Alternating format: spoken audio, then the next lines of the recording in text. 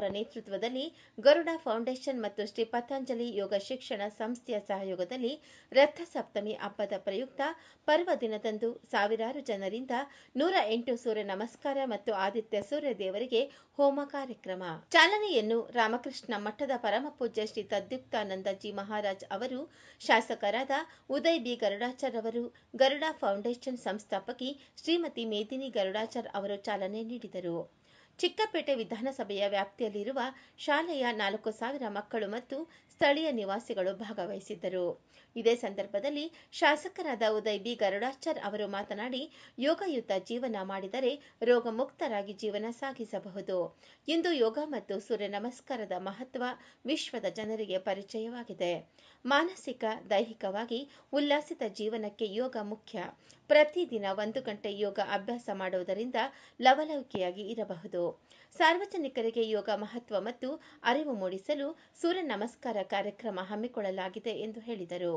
ಶ್ರೀಮತಿ ಮೇದಿನಿ ಗರುಡಾಚಾರ್ ಅವರು ಮಾತನಾಡಿ, ಶಾಸಕರಾದ ಉದಯ್ ಬಿ ಗರುಡಾಚಾರ್ ಅವರ ನೇತೃತ್ವದಲ್ಲಿ ಗರುಡ ಫೌಂಡೇಶನ್ ಮಕ್ಕಳ ಶಿಕ್ಷಣ, ಆರೋಗ್ಯ ಮತ್ತು ಪರಿಸರ ಕುರಿತು ಸಾಮಾಜಿಕ ಸೇವಾ ಕಾರ್ಯ ಮಾಡುತ್ತಿದೆ. ಉಚಿತ ಪಠ್ಯಪುಸ್ತಕ ವಿತರಣೆ ಮತ್ತು ವಿದ್ಯಾರ್ಥಿ ವೇತನ ನೀಡಿ ಮಕ್ಕಳ ಶಿಕ್ಷಣಕ್ಕೆ ಪ್ರೋತ್ಸಾಹ ನೀಡಲಾಗುತ್ತದೆ.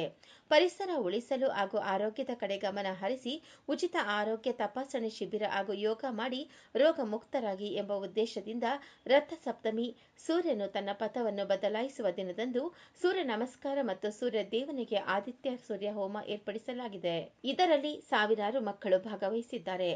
ಯೋಗ ಮಾಡುವುದರಿಂದ ವಿದ್ಯಾಭ್ಯಾಸದಲ್ಲಿ ಒತ್ತಡ ಕಡಿಮೆಯಾಗುತ್ತದೆ. ಆತ್ಮಸ್ಥೈರ್ಯದಿಂದ ಪರೀಕ್ಷೆ ಎದುರಿಸಬಹುದು. ಓದಲು ಏಕಾಗ್ರತೆ ಮೂಡುತ್ತದೆ ಎಂದು ಹೇಳಿದರು. ರಥಸಪ್ತಮಿ ಪ್ರಯುಕ್ತ ನಮ್ಮ ನ್ಯಾಷನಲ್ ಕಾಲೇಜ್ ಗ್ರೌಂಡ್ಸ್ ಅಲ್ಲಿ 2,000 ಮೇಲೆ ಪಟ್ಟ ಮಕ್ಕಳುಗಳು ಬಂದು ಇಲ್ಲಿ ಯೋಗಾಸನವನ್ನು ಮಾಡಿದ್ದಾರೆ. ಎರಡನೇದೇನು, ನಮ್ಮ ಪರಮ ಪೂಜ್ಯ ತದ್ಯುಕ್ತಾನಂದಜಿ ಸ್ವಾಮೀಜಿ ಅವರು ಇಲ್ಲಿ ಬಂದು ನಮ್ಮೆಲ್ಲರಿಗೂ ಆಶೀರ್ವಾದ ಮಾಡಿದ್ದಾರೆ. ಇದೇ ರೀತಿ ನಮ್ಮ ಗರುಡ ಫೌಂಡೇಶನ್ ಅವರು ಎಷ್ಟು ಸಾವಿರಾರು ಮಕ್ಕಳಿಗೆ ಈ ಒಂದು ಒಳ್ಳೆ ಯೋಗಾಸನ ಹೇಳಿಕೊಡಬೇಕು ಅಂತ ತೀರ್ಮಾನ ಮಾಡಿ ಈ ಒಂದು ಕಾರ್ಯಕ್ರಮವನ್ನು ಆಯೋಜಿಸಿದ್ದಾರೆ. ಅವರೆಲ್ಲರಿಗೂ ಒಳ್ಳೆಯದಾಗಲಿ ಅಂತ ಹಾರೈಸಿ. ಸಪ್ತಮಿಯ ಈ ವಿಶೇಷ ದಿನ ನಮ್ಮ ಭಾರತೀಯ ಸಂಸ್ಕೃತಿಯ ಪ್ರಕೃತಿಯ ಆರಾಧನೆಯನ್ನು, ಪ್ರಕೃತಿಯ ಜೊತೆ ಹೇಗೆ ನಾವು ಬದುಕಬೇಕು ಅನ್ನೋದನ್ನು ಮತ್ತು ಶಾಶ್ವತವಾಗಿ ಸಾವಿರಾರು ವರ್ಷಗಳಿಂದ ಇರುವಂತಹ ಸೂರ್ಯ ನಮ್ಮೆಲ್ಲರ ಜೀವ. ಸೂರ್ಯನಿಲ್ಲದೆ ಇತ್ತು ಅಂತ ಹೇಳಿದ್ರೆ ಯಾವ ಜೀವವೂ ಬದುಕಿರೋದಿಲ್ಲ. ಅಂತಹ ಸೂರ್ಯನನ್ನ ನಮಸ್ಕಾರದ ಮೂಲಕ ಗೌರವ ಸಲ್ಲಿಸೋದು ಹಾಗೂ ಸೂರ್ಯ ಇವತ್ತಿನಿಂದ ದಕ್ಷಿಣದಿಂದ ಉತ್ತರದ ದಿಕ್ಕಿನ ಕಡೆಗೆ ಹೋಗ್ತಾನೆ. ಇವತ್ತಿನಿಂದ ವಸಂತ ಋತು ಪ್ರಾರಂಭವಾಗುತ್ತೆ. ಋತುಗಳಲ್ಲೇ ಅತ್ಯಂತ ಶ್ರೇಷ್ಠವಾದಂತಹ ಋತು ವಸಂತ ಋತು. ಸೂರ್ಯನ ಬೆಳಕು, ಸೂರ್ಯನ ಕಿರಣ ಎಲ್ಲ ಜೀವರಾಶಿಗಳಿಗೆ ಪ್ರಾಣ.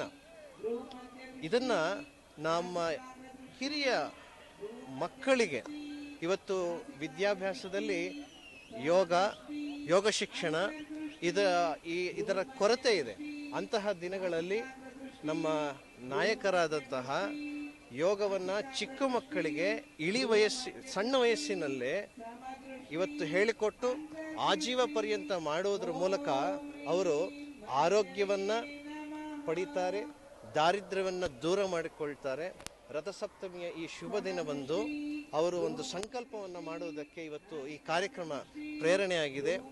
ಯೋಗ ಬಹಳ ಮುಖ್ಯವಾದಂತಹ ಒಂದು ಪ್ರತಿಯೊಬ್ಬ ಜೀವಿಯ ಅವಿಭಾಜ್ಯ ಅಂಗ ಆಗಬೇಕು.